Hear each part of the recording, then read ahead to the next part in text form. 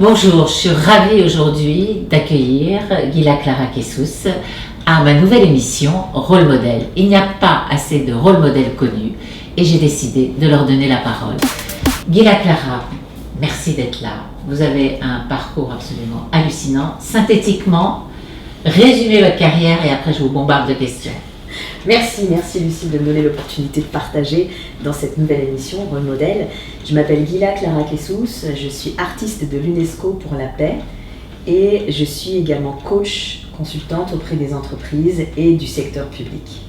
Oui, alors là vous êtes bien modeste en résumant si brièvement votre carrière, mais si on repart au début, donc vous faites le conservatoire et vous découvrez quoi? Que finalement pour être actrice, il faut surtout être très belle, pas trop parler, c'est un peu ça, ça vous déçoit? En fait, et c'est pour ça que je trouve tellement touchant aujourd'hui que je sois dans votre émission Rôle Modèle, c'est que j'ai pas l'ambition que des petites filles ou même des petits garçons veuillent me ressembler. L'idée c'est plutôt de montrer comment à chaque étape de ma carrière j'ai essayé de tricoter, j'ai essayé de relier des mondes qui semblent absolument irréconciliables. Vous parliez du conservatoire, je commence effectivement ma carrière par le théâtre. J'aime être sur scène, j'aime incarner des personnages et j'ai une enfance plutôt heureuse mais un petit peu traditionnelle. Et c'est vrai que pour moi la scène c'est cet endroit où on peut s'échapper, où on peut devenir ce que l'on veut être, ce que l'on peut être et surtout une façon aussi de maîtriser sa vie. On sait quand est-ce qu'on meurt au théâtre et puis on se relève. Donc il y a cette capacité de tout le temps se réinventer que j'aimais beaucoup. Et puis à la fin du conservatoire, comme vous le dites très justement, je réalise les lois, on va dire, de la comédie, de la tragédie, les lois de l'industrie cinématographique et théâtrale qui passent par des castings qui sont des choses assez ingrates, surtout quand on est une femme, puisque vous devez absolument correspondre, on va dire, aux critères, aux fantasmes d'un metteur en scène. Alors à mon époque, il y avait encore beaucoup de metteurs en scène, de réalisateurs très masculins, et c'est vrai que cette espèce de situation très passive à attendre qu'on vous choisisse ne me convenait absolument pas. Le bien dire qu'on m'avait appris, le bien se positionner aussi dans l'espace avec des questions de posture pour moi avait quelque chose de très noble et je voulais donner en fait justement ces méthodologies à des personnes qui n'en avaient pas la possibilité et qui devaient s'exprimer. Et pour moi en fait ce théâtre va devenir art-thérapie, une façon de pouvoir donner la parole à ceux qui ne l'ont pas, des personnes victimes de traumatismes, des personnes qui souffrent parce qu'ils ont eu des accidents. Et j'ai commencé en fait ma carrière sur cette notion que l'art peut transformer la société lorsqu'il va permettre, cet art, de donner la parole à ceux qu'on n'entend pas. Alors comment ça se traduit? Vous allez reprendre un cursus? Oui, après des études de lettres très poussées, Hippocagne, Cagne, j'ai bicarré, ça n'existe même pas, on dit généralement QB, mais j'ai fait 3 années de Cagne, 1 année d'Hippocagne, et donc au bout de 4 ans, avec une maîtrise en poche de lettres modernes, eh bien, j'ai bifurqué, puisque en allant discuter avec des amis de mes parents producteurs, on m'avait dit quel est ton budget, jeune fille ? Pour pouvoir monter des spectacles en donnant la parole là, à des victimes, à des personnes qui ont survécu des traumatismes. Quel est ton budget? J'ai l'idée de ce que c'était qu'un budget. Moi, on m'a mis sur scène, on m'a dit de dire des textes, on m'a dit quoi, dit bouger sur scène. Donc, des réalités budgétaires, je ne savais pas. Donc, après la maîtrise, je suis passée admis sur titre à l'ESSEC, en 2e année. Et là, j'ai pleuré, bien sûr, sur la comptabilité, la finance. Et je me suis faite pour commencer à avoir une conscience de production culturelle et pour pouvoir être autonome, à faire un business plan et monter des spectacles. C'est vraiment à partir de là, et je suis très reconnaissante justement à cette école de commerce, qu'est l'ESSEC, de m'avoir donné une capacité à être plus ancrée dans les réalités du monde. Et ça touche bien sûr à la question de la femme et de son rapport à l'argent. On en discutera peut-être aujourd'hui également. Donc j'ai fait une première passerelle, passer du monde littéraire à un monde commercial. Mon proviseur de lycée me disait « Ah, mais vous passez à la trahison, vous passez chez les commerciaux, vous dévoyez complètement, vous étiez faite pour l'école normale supérieure, vous voici en train de suivre le parcours d'entreprise. » Enfin, c'était très drôle de voir comment j'étais à chaque fois traître d'un côté et de l'autre. Et puis, après l'ESSEC, j'ai commencé à monter mes spectacles. J'étais fascinée à l'époque par des gens survivants du Rwanda que je voulais pouvoir mettre en scène. Et je suis tombée sur une pièce de théâtre qui m'a bouleversée, qui s'appelle Le procès de Shamgorod. Et c'est une pièce de théâtre dans laquelle Dieu est mis en procès pour ce qui s'est passé pendant la Deuxième Guerre mondiale. Et cette pièce a été écrite par un survivant de la Shoah, Elie Wiesel, le prix Nobel de la paix.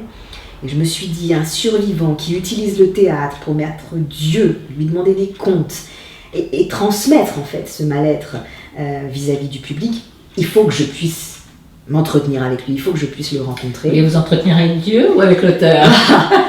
Pour moi, c'était presque quasiment la même chose. Elie Wiesel était bien sûr prix Nobel, intouchable à l'université de Boston. Un peu, comme on écrit une lettre à Dieu, une bouteille à la mer, je lui ai écrit cette lettre. Et un mois plus tard, il me répondait, contre toute attente, en me disant que oui, pour lui, effectivement, il y avait dans l'art théâtral la capacité de respect, en fait, de la souffrance, plus que sur grand écran, parce que les films dévoyaient un petit peu cette banalité du mal, et qu'il pensait profondément que j'avais raison d'utiliser le théâtre pour transmettre la parole de survivants et de victimes post-traumatiques. C'est ce qui vous anime encore aujourd'hui à travers tous vos projets. Sûr, encore aujourd'hui, et il a accepté non seulement que je puisse l'interviewer, mais d'être mon directeur de thèse, puisqu'il a écrit plusieurs pièces de théâtre qui n'ont jamais été publiées. Donc, il m'ouvrait ses archives et je suis partie à Boston University pendant 6 ans pour faire mon doctorat avec lui. Formidable. Donc vous voilà avec votre doctorat en poche. Et qu'est-ce que vous faites? Alors il fallait que je puisse avoir une connaissance terrain. J'ai eu la chance de pouvoir travailler avec des survivants du Rwanda, avec des femmes victimes de violences sexuelles, avec l'incroyable travail du docteur Mukwege, ce fameux notre prix Nobel congolais qui va être ce gynécologue qui répare les femmes. Je vais avoir la chance de rencontrer Anne Ansler également, et puis bien sûr la population Rohingya au Bangladesh. Après tout ce travail sur le terrain, j'ai la chance de pouvoir être appelée par Harvard University à la Kennedy School, l'équivalent Sciences Po, pour créer un cours sur théâtre et droits humains. Lorsque j'arrive à Harvard, c'est justement ce moment-là dans ma carrière où c'est très compliqué pour moi parce que je suis fière d'être à Harvard, mais je suis presque au bord du burn-out parce que je n'ai pas réussi à me préserver. Et le fait d'ailleurs que cette émission, un rôle modèle, soit lancée lors de la journée mondiale de la santé mentale est quelque chose qui me touche beaucoup.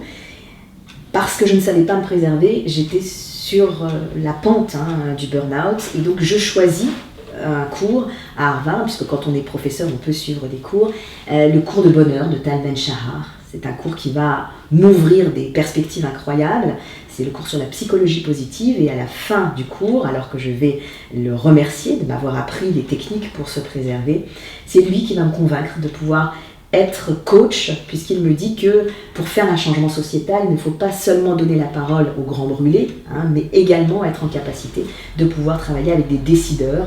Et donc les techniques théâtrales, aujourd'hui, je les utilise à la fois en tant que coach, pour aider des personnes à prendre la parole en public, que ce soit secteur privé, secteur public, et en tant qu'art-thérapeute sur le terrain, avec des femmes essentiellement qui ont vécu des violences sexuelles. Donc vous avez une existence scindée en deux, une partie qui vous permet de vivre et qui répond aussi à vos engagements et à votre partage de vos nombreuses connaissances pour aider autrui à avancer, et une partie bénévole où là les sujets s'amoncellent. Et actuellement il y a un sujet phare, j'aimerais bien que vous puissiez en parler, puisque c'est d'actualité. On va parler de la paix et de la place des femmes. En 2012, Elie Wiesel, mon directeur de thèse, me coopte pour rentrer dans le petit cercle des ambassadeurs de bonne volonté.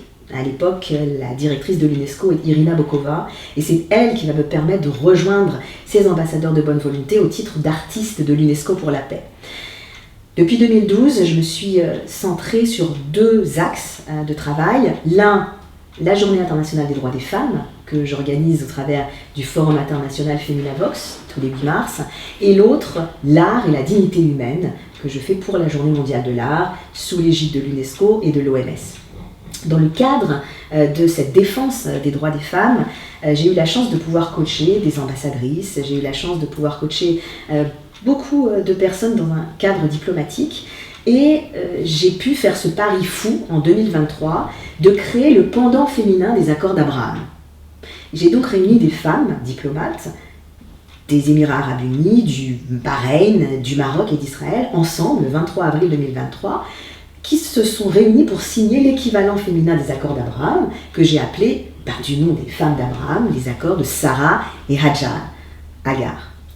L'idée, c'était vraiment de pouvoir commencer à comprendre comment les femmes pouvaient jouer un rôle déterminant, en particulier au Moyen-Orient, pour faire changer cet aspect accord d'Abraham, très tourné vers le côté business, mais venir vers une meilleure entente, un meilleur échange interculturel. Le 10 septembre dernier, j'ai eu la chance de pouvoir faire une présentation au Peace Talks, qui est une tribune tous les ans aux Nations Unies, et qui propose à des personnes, représentantes de gouvernement ou, on va dire, activistes de terrain, de prendre la parole sur les storytelling. J'ai décidé d'aller plus loin que le storytelling et de proposer une idée de résolution. Cette résolution, elle demande à ce qu'il y ait au moins 30% de participation de femmes aux tables de négociation diplomatiques. Aujourd'hui, généralement, on a toujours 2 hommes, que ce soit M. Trump, M. Zelensky ou autre, on a toujours 2 hommes aux tables de négociation et pas une seule femme.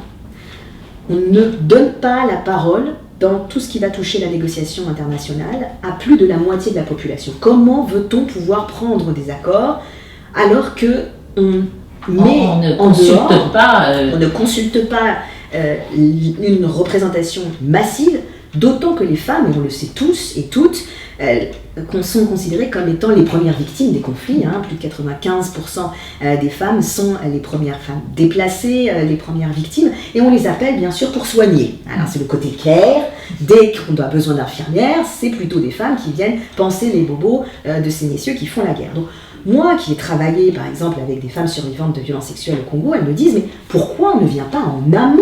Pourquoi on n'est pas consulté dans le cadre de ces accords pour les éviter? Et alors que je travaillais avec le Moyen-Orient, je discutais avec certains dirigeants, représentants des ministères des Affaires étrangères, et je leur disais mais pourquoi il n'y a pas de femmes aux tables de négociation? Savez-vous la réponse qu'ils me donnent? Non. Parce que les femmes négocient. Et le but d'une négociation, c'est de gagner. Et je trouve ça fantastique, parce que c'est vrai qu'en admettant cela, on admet en fait que le but, c'est un bras de fer. Une négociation, c'est une façon de pouvoir écraser l'autre. Or, quand vous écrasez l'autre, que vous soyez celui qui écrase ou celui qui est écrasé, vous cassez le relationnel. Et vous êtes sûr que la prochaine fois, il y aura des représailles, il y aura une volonté de vengeance. Négociation, ça vient de l'étymologie neg-ocium, qui veut dire sans oisiveté, sans relâche. Négocium, c'est-à-dire être tout le temps dans la relation, tout le temps vérifier qu'on est sur la même longueur d'onde. Donc c'est jamais couper la communication. Donc une femme, naturellement, va négocier. Et c'est pour cela qu'aujourd'hui, j'espère de tout mon cœur, je vais commencer bientôt le lobbying dans ce sens, pouvoir faire en sorte que cette résolution s'ancre aux Nations Unies, puisse être présentée à la 61e session du Conseil des droits de l'homme, qui se fera entre fin février et début avril.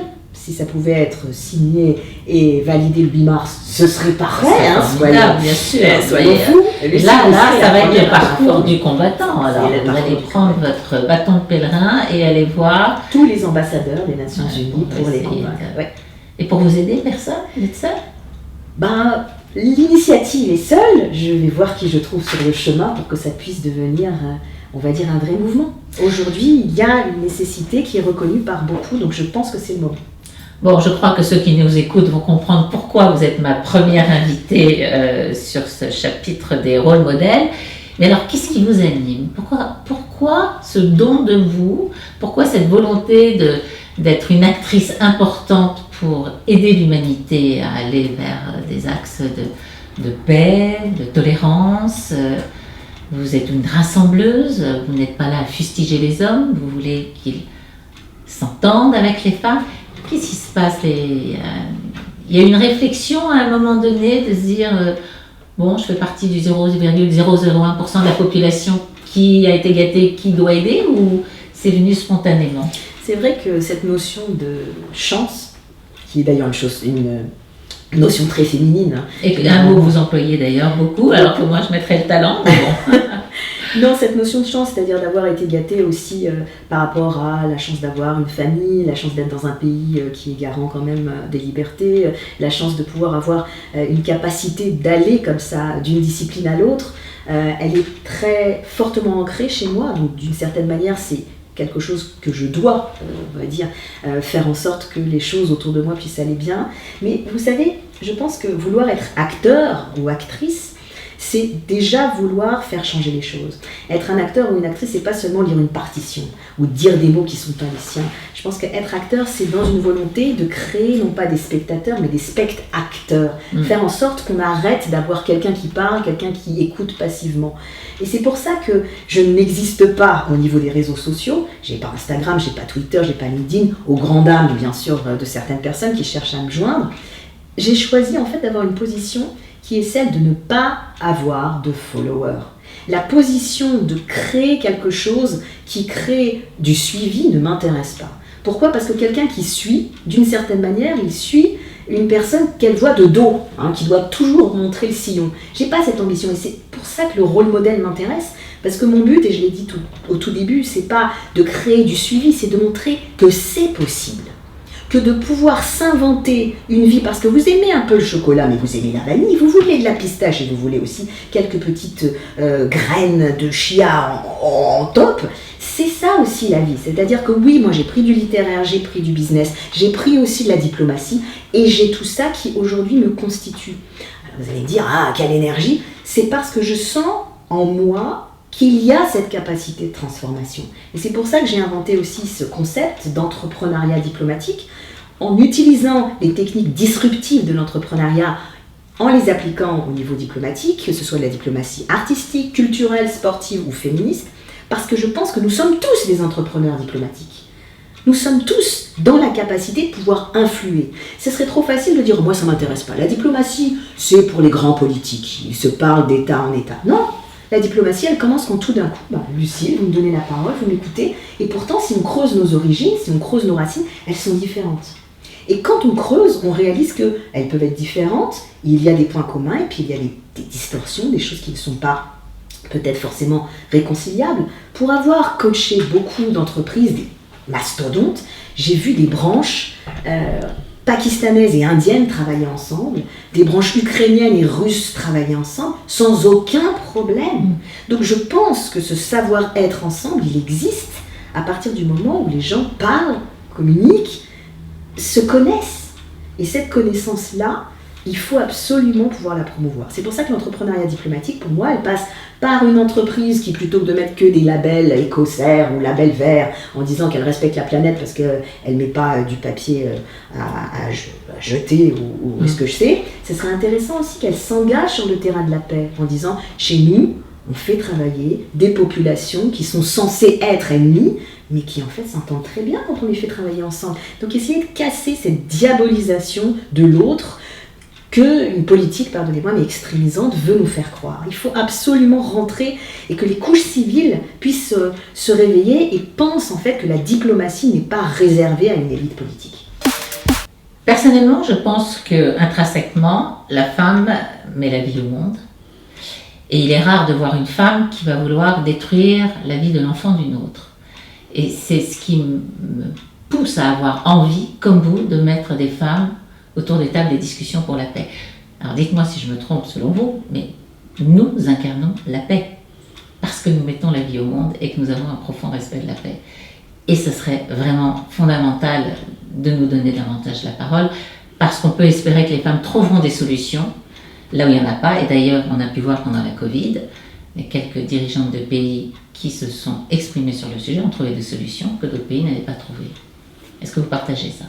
Je partage et, en spécialiste du langage, je mettrai les mots avec un tout petit peu plus de nuance, en particulier vis-à-vis de la gente masculine, pour faire en sorte que ces messieurs comprennent bien que le but n'est pas d'exclure, mais d'inclure. Dire que nous voulons la paix, aujourd'hui il y a des mouvements qui sont très risqués, je pense à Women Watch Peace en Israël, Women of the Sun en Palestine, qui essayent de se rassembler, de marcher main dans la main et qui prennent le risque de dire que c'est possible. Elles font un travail absolument incroyable. C'est magnifique de voir ces Palestiniennes et ces Israéliennes incroyable. Donc l'idée c'est de se dire qu'une femme, parce qu'elle a la potentialité, comme vous l'avez très bien dit, de mettre au monde, elle pourra y regarder à deux fois en se disant c'est mon fils, c'est mon mari, c'est mon frère qui risque de pouvoir être déchiqueté dans des combats. Mais on va vous retorquer comme on me rétorque, mais qui met la graine de la haine dans l'esprit de l'enfant lorsqu'il s'agit de pouvoir essayer de revendiquer certains droits dans tous les conflits? Il y a aussi une éducation qui touche en fait directement les femmes et qui responsabilise les femmes vis-à-vis du rapport à l'autre. Je pense qu'aujourd'hui, que l'on ait les femmes à la table de négociation, ce n'est pas forcément une garantie d'une paix, mais on ne peut plus en faire les exclure, en fait. On ne peut plus les exclure. C'est surtout ça. Dans un terme de représentativité de l'humanité, c'est un non-sens de ne pas avoir des femmes aux tables de négociation. Maintenant, c'est vrai qu'au niveau scientifique, il a été prouvé que lorsqu'une femme est aux tables de négociation, les accords qui sont pris durent 15 ans plus longtemps, 35%, que lorsqu'il n'y a pas de femmes aux tables de négociation. Aujourd'hui, on voit qu'il y a vraiment, et on le voit dans les boards, on le voit aussi dans la volonté que l'on a de pouvoir travailler l'inclusion, il y a vraiment beaucoup de positifs qui ressortent de cette volonté de vivre ensemble que l'on essaye de faire aujourd'hui dans le cadre de tables de négociation. Écoutez, c'est formidable ce que vous faites et vraiment vous êtes extrêmement inspirante. Alors on va maintenant passer à la partie coaching de votre vie. Donc vous coachez des grands dirigeants, des grandes dirigeantes. Est-ce qu'avec votre regard de coach, vous constatez vraiment une pensée différente chez les femmes par rapport aux hommes? Est-ce que les hommes ont davantage confiance en eux? Est-ce qu'ils osent davantage? Qu'est-ce que vous pourriez exprimer? Alors c'est compliqué comme question, mais qui nourrirait justement le besoin de rassembler et de juxtaposer les genres pour de la performance, ce qui est signifié d'ailleurs dans toutes les études des cabinets de stratégie. Vous parlez de cabinet de stratégie, ça me permet de pouvoir rappeler que j'ai la chance de pouvoir travailler en tant que coach dans votre cabinet RH, qui est important puisqu'il permet justement de pouvoir trouver ces femmes qui sont aujourd'hui nécessaires, non seulement dans les boards, mais également dans les entreprises pour des questions de mixité. Ce que j'ai pu observer, c'est que la façon de gérer le corps n'est bien entendu pas la même chez l'homme et chez la femme, ce qui va avoir des répercussions au niveau psychologique. La préparation mentale, en particulier pour la prise de parole, n'est pas la même. On va avoir aussi toute une préparation vis-à-vis justement du rapport au corps pour montrer une image qui va être une image plutôt agréable, plutôt séduisante, plutôt féminine, avec cette question aussi de quoi je vais avoir l'air. Un homme ne se pose jamais la question de quoi il va avoir l'air. Au dernier moment, généralement, vous avez des hommes, quelqu'un qui court en disant non, pas cette cravate. Parce que, comment dirais-je, l'homme n'a pas forcément... Ça veut dire qu'ils ne sont pas coquets? C'est pas tant une question de coquet que de pouvoir se dire que ça vient après. Ça vient après. Pourquoi? Parce qu'un homme qui va être dans la prise de parole, c'est un homme qui va aller de façon directe aux faits et c'est quelqu'un qui va être prêt à en découdre. On parlait justement du rapport à l'autre dans la négociation sur une idée de gagnant. Un homme va prendre la parole pour pouvoir gagner. Ça peut être gagner la confiance, ça peut être gagner sur son adversaire si on est dans un cadre de débat. Une femme, peut-être parce qu'elle connaît le retour de bâton, va être beaucoup plus précautionneuse parce qu'elle va essayer, dans une idée diplomatique, de préserver la relation. Alors vous avez certaines femmes aussi qui arrivent à avoir une rhétorique qui est assez cinglante, je ne dis pas, mais généralement ce que j'ai pu observer dans le cadre de coaching d'entreprise, c'est comment est-ce que la femme essaye de pouvoir préserver l'autre, au contraire faire en sorte de mettre l'autre en valeur parce qu'elle sait que ça va lui servir plus tard. Donc je dirais qu'on a presque une conscience du long terme côté féminin, alors qu'on a quand même un rapport assez court terme dans la prise de parole en public au niveau masculin. Et du coup, ça va se retrouver ensuite dans la stratégie, dans la façon de déployer aussi tout ce qui va être charisme. Une femme ne doit pas être plus charismatique qu'un homme, en particulier si elle est la seule au board, quand elle va prendre la parole. Elle va essayer plutôt d'être dans l'humilité, dans l'écoute, de rebondir sur ce qui a été dit pour montrer qu'elle s'insère dans quelque chose qui a déjà été validé, alors qu'un homme, s'il ne coupe pas la parole, va être en capacité de pouvoir montrer quelque chose de nouveau en tapant du poing sur la table. Alors justement, quand un homme coupe la parole à une femme, alors qu'elle est seule en tant que femme autour de la table de direction, parce que j'ai souvent ce témoignage-là, que doit-elle faire? Que répond la coach à ça? Alors, il y a deux façons de faire. La première qui dit qu'il faut répondre immédiatement. Alors, tout dépend la façon dont ça a été fait. Si c'est fait une première fois et en réaction un peu épidermique, on peut attendre que ça se calme. Et puis, lorsque cette personne a terminé de parler, dire « j'aimerais pouvoir terminer jusqu'au bout mon idée ». Donc, vous avez cette capacité-là. Ou alors, lorsque vous sentez que la personne s'insère sur l'autoroute, immédiatement, stoppez l'intervention en maîtrisant votre langage jusqu'au bout. Donc ça, il y a les deux façons de faire. Une façon qui va être un petit peu plus, je dirais, diplomatique et polie que l'autre. Après, je vais vous dire, tout dépend si vous êtes seul à la table. Je ne dis pas de négociation, mais à la table du board. Oui. Quand on est en minorité, c'est jamais facile. Et je le dis pour les hommes qui sont en minorité sur des tables de réflexion. Par exemple, dans des entreprises de luxe ou dans des entreprises de cosmétiques, ce sera l'inverse. Et donc pour un homme, ça sera très compliqué de prendre la parole lorsqu'on a des femmes qui vont être autour de la table. Donc quand vous êtes en minorité, il y a tout un déploiement en fait stratégique qu'il faut pouvoir faire. Et surtout, travailler, et ça c'est quelque chose qui touche au coaching, l'art de la répartie. Ce qui va vous sauver, en fait, c'est pas seulement une capacité d'humour, mais une capacité de panache, rhétorique, parce qu'en fait, c'est ça qui va vous permettre l'inclusion. Les gens vont être un peu scotchés, et puis tout d'un coup... Oui, alors ça, c'est pas forcément inné, donc ça s'apprend. Ah, ça s'apprend. Oui, avoir le dernier mot, ça s'apprend. Parce que le but n'est pas de mettre justement son adversaire à terre, mais de faire un trait d'esprit tel que tout d'un coup, vous allez frapper les esprits et vous allez pouvoir avoir le sésame, en fait, de l'insertion dans le groupe. Lila Clara, en vous écoutant, ça a l'air facile. Est-ce que vous savez ce que c'est que la peur ? Oh oui, je sais ce que c'est que la peur. Et d'ailleurs, depuis l'année dernière, je me confronte à ma peur primaire, à savoir la peur du vide, avec un projet qui s'appelle Woman on Rope, une femme à la corde. Je suis depuis toute petite moquée parce que je n'arrive pas à monter à la corde, et depuis l'année dernière j'essaye de pouvoir monter à la corde et j'y suis arrivée.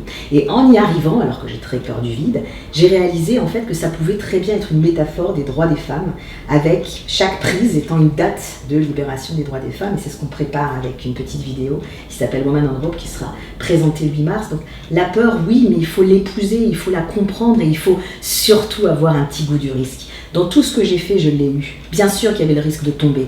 Et bien si on tombe, on se relève. On a mal, on accepte d'avoir mal, on traverse et on avance.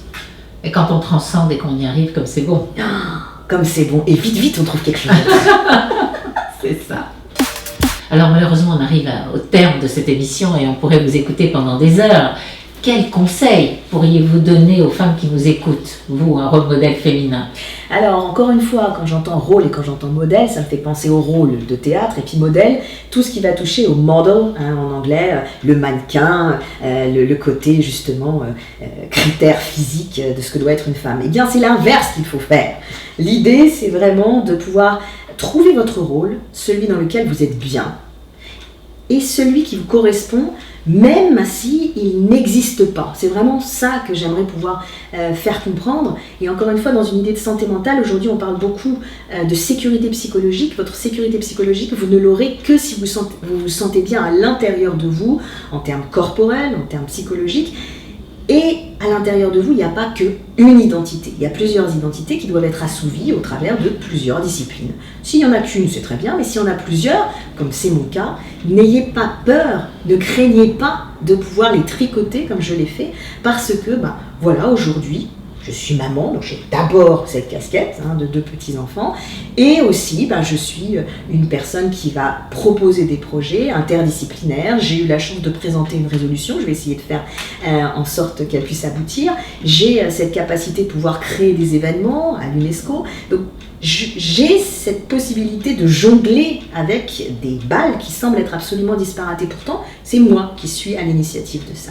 Et aujourd'hui, encore une fois, en tant que rôle modèle, le but n'est pas de vous dire de suivre mon exemple, mais de pouvoir vous donner la permission de faire ce qui encore dans la société semble complètement disparate, complètement siloté. Ça sera le mot de la fin. Merci beaucoup. Merci, Lucie. À bientôt. À bientôt.